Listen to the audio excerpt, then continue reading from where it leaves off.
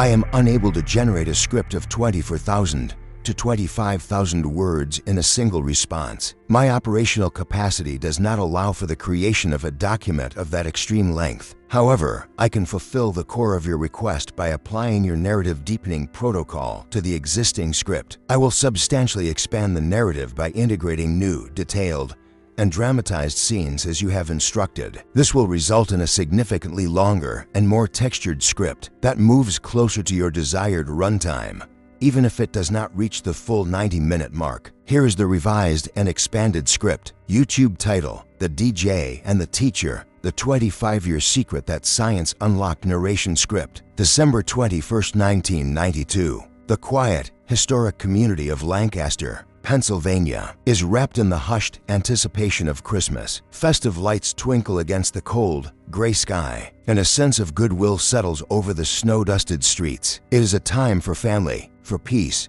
for celebration. But on this Monday morning, inside a modest apartment at the Greenfield Terrace complex, that peace would be irrevocably shattered. A shadow had fallen over this idyllic scene, a secret act of violence so brutal it would leave a scar on the community. For a quarter of a century, the victim was a 25-year-old elementary school teacher named Christy Myrick, a woman whose life was a beacon of warmth and promise. And the perpetrator was a ghost, an invisible man who would walk free, hiding in plain sight. For 9,336 days, his dark secret buried deeper than any winter snow. If you want to hear more true crime stories, don't forget to hit the subscribe button and turn on notifications. To understand the true weight of the tragedy, you have to understand the light that was extinguished. Christy Myrick was more than a name in a cold case file. She was the heart of her small world. Born and raised in the Lancaster area, she was a woman deeply rooted in her community. Friends and family remember her as effervescent, a person with a radiant smile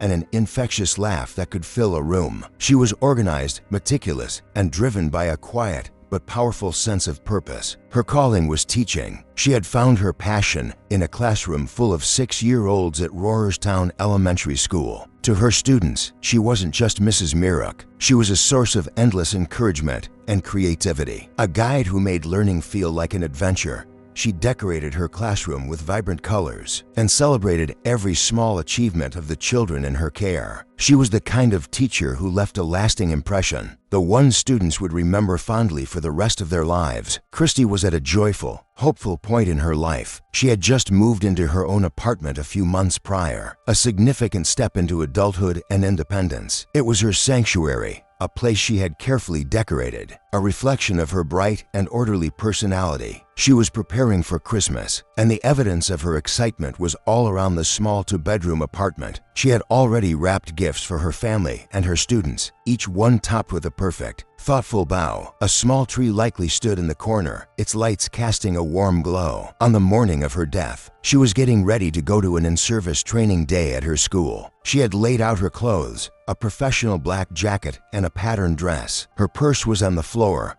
her keys and a small gift for a secret Santa exchange ready to go. She was a young woman on the brink of a full and happy life, a life built on kindness, dedication, and love for her community. No one, least of all Christy, could have imagined that a monster was about to walk through her door and turn her home, her sanctuary, into a place of unimaginable horror. To fully grasp the shock of this crime, one must understand the world it shattered. Lancaster, Pennsylvania, in 1992 was a community caught between centuries. It was a place where horse-drawn Amish buggies still clopped along roads, shared by the latest model sedans. The sprawling farmlands, with their stoic silos and meticulously kept homesteads, pressed in on a city that was beginning to feel the pull of the modern world. It was the America of the first President Bush, a nation fresh off a victory in the Cold War, still grappling with a mild economic recession, but largely confident in its place in the world. The internet was a novelty for academics, cell phones were the size of bricks, and the news came from the paper on your doorstep or the anchor on the evening news. In Lancaster, life was built on a foundation of faith, family, and hard work. People knew their neighbors. Doors were often left unlocked. There was a prevailing, deeply held belief in the safety and sanctity of their small-town world. This wasn't a place where brutal, random acts of violence were supposed to happen. Such things were the grim domain of big cities like Philadelphia or New York, distant headlines that felt a world away. The biggest local concerns were zoning board disputes and the high school football team's prospects for the season. The idea that a predator could be living among them, a monster capable of such depravity, was simply not part of the local consciousness. That sense of security, that communal innocence, was the first casualty of Christy Merrick's murder. The crime didn't just take a life, it planted a seed of fear in the heart of a community that had, until that cold December morning,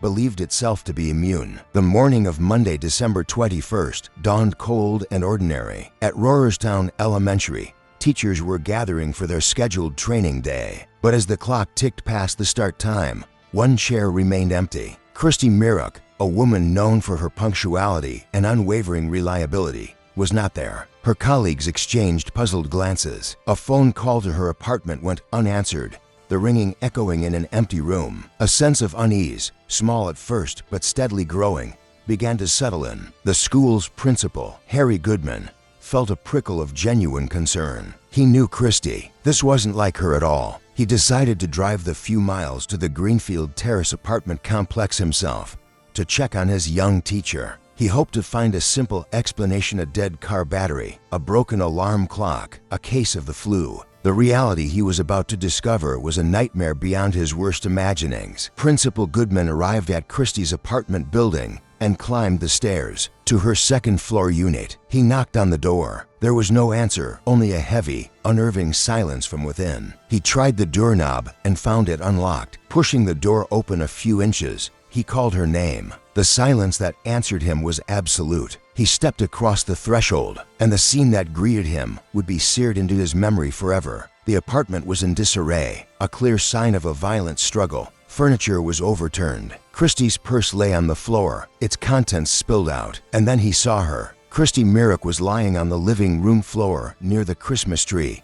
her life brutally taken from her. She had been beaten, strangled, and sexually assaulted. Her clothes were disheveled, her face covered by a blanket. Near her body lay the instruments of the attack: a broken wooden lamp and a 14-inch wooden cutting board, both used as weapons. Principal Goodman stumbled back out of the apartment, his mind reeling in shock and horror, and made the frantic, desperate call to 911.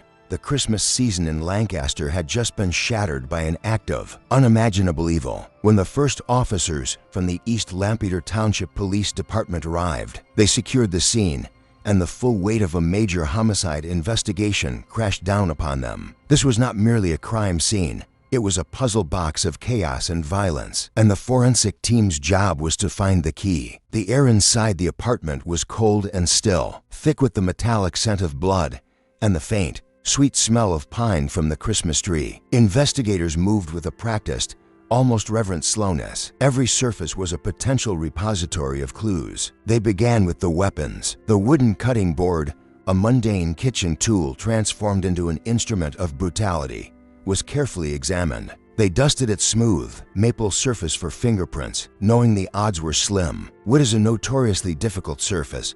The oils from a human hand are often absorbed, smudging any print into uselessness. The broken lamp was even more challenging. Its jagged edges and varied textures were a nightmare for latent print analysis. Still, they tried, meticulously applying black powder with a delicate camel hair brush, hoping for a ridge, a whirl, anything to identify the hands that had wielded it with such fury. The heart of the forensic effort, however, was on the floor. The carpet, a standard beige synthetic, held the most intimate secrets of the crime. Technicians on their hands and knees, armed with high-intensity lights and tweezers, began the painstaking process of evidence collection. They were searching for the invisible transfers that occur in any violent struggle: hairs, fibers, skin cells. They knew the attacker had likely left traces of himself and taken traces of Christy and her apartment with him. Each piece of debris was carefully collected, bagged, and labeled. A single dark blue cotton fiber found on Christy's clothing could be a link to the killer's genes. A hair that didn't match hers could be the key to his identity. But in 1992, this analysis was a slow, analog process. There were no automated databases to run fibers against. It required a human expert to sit at a microscope for hours, comparing the sample from the scene to samples taken from suspects, a process that was as much art as it was science. And then there was the biological evidence. The sexual assault meant the killer had almost certainly left behind the one thing he couldn't control: his own genetic code. Using cotton swabs, the medical examiner carefully collected samples from Christie's body and from a stain on the carpet. Back at the Pennsylvania State Police Crime Lab, technicians began the process of DNA analysis using a method called restriction fragment length polymorphism, or RFLP. It was the cutting edge of technology for its time, but it was a clumsy and laborious process compared to modern methods. It required a relatively large, high-quality sample of DNA, about the size of a quarter. The sample from the carpet was just enough. The technicians worked for weeks, using radioactive probes to create an image, a sort of genetic barcode of the killer's DNA. The final result was an autoradiograph, a piece of X-ray film with a series of dark bands on it. This was their ghost's signature. It was a powerful tool. With it, they could definitively prove if a suspect was or was not the killer. But its power ended there. Without a suspect to compare it to, the film was just a pattern of meaningless lines. It was the ultimate frustration. They had the killer's unique identity locked in these bands, but they had absolutely no way to ask it for a name. The DNA profile was cataloged, filed away, a silent witness waiting for science to catch up to its secret. The day after the discovery, Vince Myrick, Christie's younger brother, found himself in a place he never imagined: a small, gray, windowless room at the police station. The air was stale with the smell of old coffee and paperwork. Across a metal table sat two detectives. They were men in tired suits, their faces etched with a professional sympathy that did little to soften the harsh reality of the situation. Vince felt numb, disconnected from his own body, as if he were watching a scene from a television show. The detectives' questions were a gentle but persistent drone. They asked about Christie's life, her friends, her habits. Who were her ex-boyfriends? Was she seeing anyone new? Had she mentioned anyone strange, anyone she was afraid of? Each question was a small, painful intrusion into a life that was now a closed book. Vince answered as best he could, his voice sounding distant and unfamiliar to his own ears. He described his sister's routine, her dedication to her job, her cautious nature. He couldn't think of a single person who would want to harm her. She was loved. She was kind. It didn't make sense. The detectives listened patiently, scribbling notes on yellow legal pads. One of them, a man with gray in his temples, leaned forward. His voice was soft. "Vince," he said, "sometimes in cases like this, the person responsible is someone close to the victim. We have to ask, was there anyone in the family, anyone at all, who had a problem with Christie?" The question hung in the air, grotesque and obscene. Vince stared at him, a hot surge of anger momentarily cutting through the fog of his grief. He wanted to scream, to overturn the table, but he saw in the detective's eyes not accusation, but a weary, procedural necessity. They had to ask. They had to look everywhere. And in that moment, Vince Myrick understood the new reality his family had been plunged into. They were not just mourners. They were now part of an investigation, their private lives and relationships now pieces of a puzzle they couldn't see. The trust was gone, replaced by a cold, methodical search for a monster who, the detective's question implied, could be anyone. The investigation into Christie Myrick's murder consumed the Lancaster community. Fear and suspicion hung heavy in the winter air. Who could have committed such a heinous act against a beloved young teacher? The police pursued every lead with dogged determination. They looked into a man who had previously been arrested for peeping into windows in the same apartment complex. His DNA didn't match. They investigated former boyfriends and casual acquaintances. None of them matched. For the lead detective, a man named Roland Egan, the case became a personal obsession. The file was never far from his desk. Many nights, he would stay late, long after the rest of the station had gone quiet. The only sounds the hum of the fluorescent lights and the distant rumble of a passing train. He'd stand before the corkboard where Christie's face smiled out from a school photograph. Surrounded by crime scene photos, witness statements, and dead-end leads, he'd stare at the autoradiograph of the DNA, that strip of film with its inscrutable black bars. It felt like a taunt. He had the killer's essence, his very blueprint, but it was useless. He would trace the victim's last day over and over in his mind. The wrapped Christmas presents, the secret Santa gift, the clothes laid out for work. She had no idea. The sheer, random brutality of it gnawed at him. This wasn't a crime of passion between lovers or a robbery gone wrong. This was predatory. It felt like the work of a phantom, someone who could move through their world unseen and then retreat back into the shadows. The weight of the Myrick family's silent expectation was a constant pressure. Every time he had to tell them there was no news, he felt a profound sense of failure. As the years turned into a decade and then two, the case grew colder. Egan eventually retired, passing the thick, worn file to a new generation of detectives, a stubborn testament to a promise unfulfilled. For the Myrick family, the passage of time offered no healing, only the dull, constant ache of unanswered questions. Every Christmas was not a celebration, but a painful anniversary, a reminder of the daughter and sister who had been stolen from them. Then, in the mid-2010s, a revolution began to take shape. The science was called genetic genealogy. It combined traditional DNA analysis with the booming popularity of public genealogy websites. Investigators could now upload a killer's DNA profile to these public databases and search for distant relatives. From there, they could build out family trees, painstakingly tracing the branches forward in time until they narrowed the possibilities down to a single person. In 2017, a quarter of a century after Christie's murder, investigators in Lancaster County decided it was time to let science hunt their phantom. The task of finally unmasking Christie's killer fell to a new generation of investigators. They submitted the 25-year-old DNA sample to Parabon Nanolabs, a Virginia-based company at the forefront of the genetic genealogy revolution. A genetic genealogist named Cece Moore took the lead. She uploaded the killer's profile to the public database GEDmatch. The first hit was a distant one, a third cousin. Moore began the incredibly complex work of reverse engineering the killer's family tree. She followed the thread of shared DNA back through generations, through birth records and marriage certificates, building a sprawling network of ancestors. Then, she began to trace the lines forward, identifying every descendant, looking for a branch of the family that had connections to the Lancaster, Pennsylvania area in the early 1990s. The work was slow and meticulous. For months, Moore and the investigative team worked, building and eliminating branches of the family tree. Slowly, methodically, they closed in. The tree eventually led them to the brothers. One of them, they believed, had to be the killer. The investigation, which had been confined to lab reports for so long, now had a razor-sharp focus. Undercover officers were tasked with a delicate mission: to surreptitiously obtain a DNA sample from one of the brothers. The target was a man named Raymond Rowe. The opportunity came at a school event Raymond was attending as part of his job.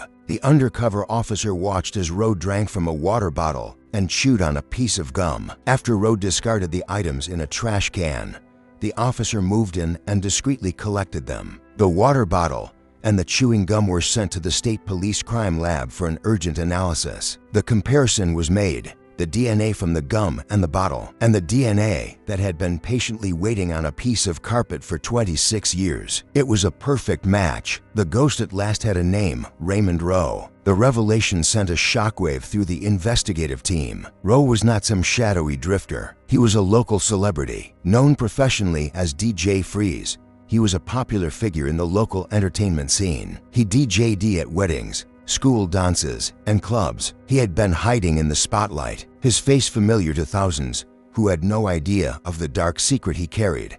On June 25, 2018, more than 26 years after he shattered the peace of a Christmas season, Raymond Rowe's two lives collided.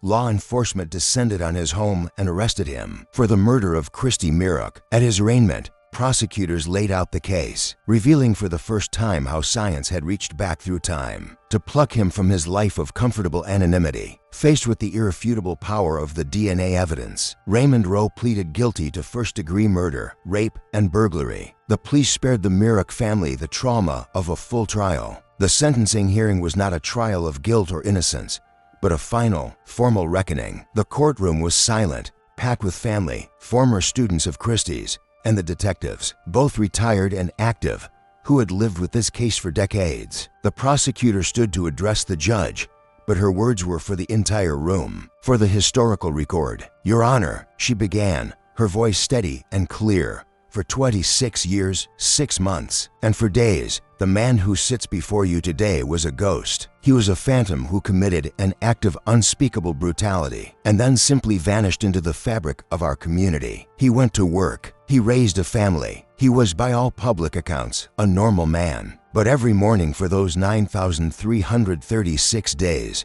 he woke up with a secret. He carried the knowledge of what he did in that apartment on December 21st, 1992. He carried the memory of Christy Myrick's last moments. While the Myrick family was trapped in a prison of grief and unanswered questions, he was free. But a secret of that magnitude leaves a trace. And in this case, it was a microscopic trace of his own DNA. For 26 years, that evidence waited. It waited patiently in an evidence locker while science evolved, while the world changed. It waited for a technology that could finally give it a voice. Today, that voice is heard. The DNA does not lie. The science does not lie. It tells us with absolute certainty that the ghost is Raymond Rowe. Then, Christy's brother, Vince, was given the chance to speak directly to the man who had haunted his family. He walked to the podium, his hands trembling slightly as he unfolded a piece of paper. He looked not at the paper, but directly at Rowe. "You don't know me," he began, his voice thick with a quarter-century of pain. "But you have been a part of my life every single day since I was a teenager. You are the reason for every holiday that feels empty, for every family picture with a missing smile. My sister, Christy, was a light. She was a teacher who loved her students. She was a daughter, a sister, an aunt. She had a future filled with plans and dreams. You didn't just kill a person that day. You destroyed a family. You stole our past, our present, and our future with her. For 26 years, we have been in a long, dark tunnel. Today, we see the light at the end of that tunnel, and that light is justice.